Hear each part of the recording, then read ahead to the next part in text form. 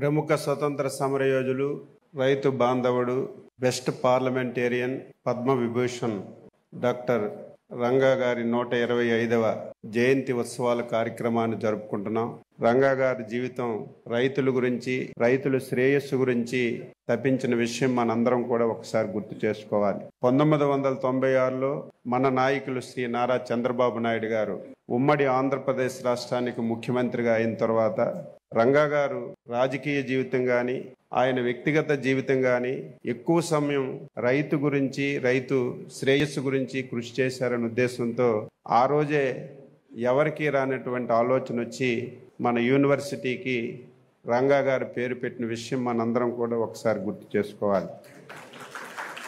మళ్ళీ ఆంధ్ర రాష్ట్రం విడిపోయిన తర్వాత కూడా ఆ అదృష్టం మళ్ళీ మన నాయకులకే దొరికింది. రాష్ట్రం విడిపోయిన తర్వాత ఈ రాష్ట్రానికి కొత్తగా మళ్ళీ అగ్రికల్చర్ యూనివర్సిటీ వస్తే అది సొంత జిల్లా రంగా గారి జిల్లాలో ఏర్పాటు చేసి మళ్ళీ ఇక్కడ చంద్రబాబు నాయుడు గారు ఏర్పాటు చేయడం కూడా చాలా సంతోషం అని చెప్పి ఈ సందర్భంగా తెలియజేస్తున్నాను. రంగా గారికి మా జిల్లాతో చాలా అవినాభావ సంబంధం. ఆయన ఒక సందర్భంలో మా జిల్లా నుంచి పార్లమెంట్ సభ్యులుగా ఎన్నికయ్యారు. ఒకసారి రంగా గారు ఎన్నికల్లో ఓడిపోతే లచ్చన్న గారు మా జిల్లాలో శాసనసభ్యుడిగా, పార్లమెంట్ సభ్యుడిగా గెలిచారు. మా గురువు గారు ఓడిపోయారు.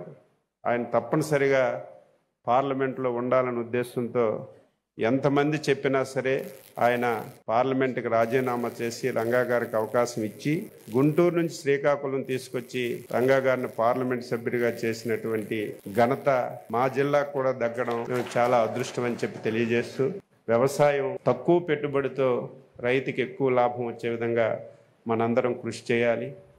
తయారు చేసినటువంటి ఉత్పత్తులు కూడా క్వాలిటీగా ఉండాలి.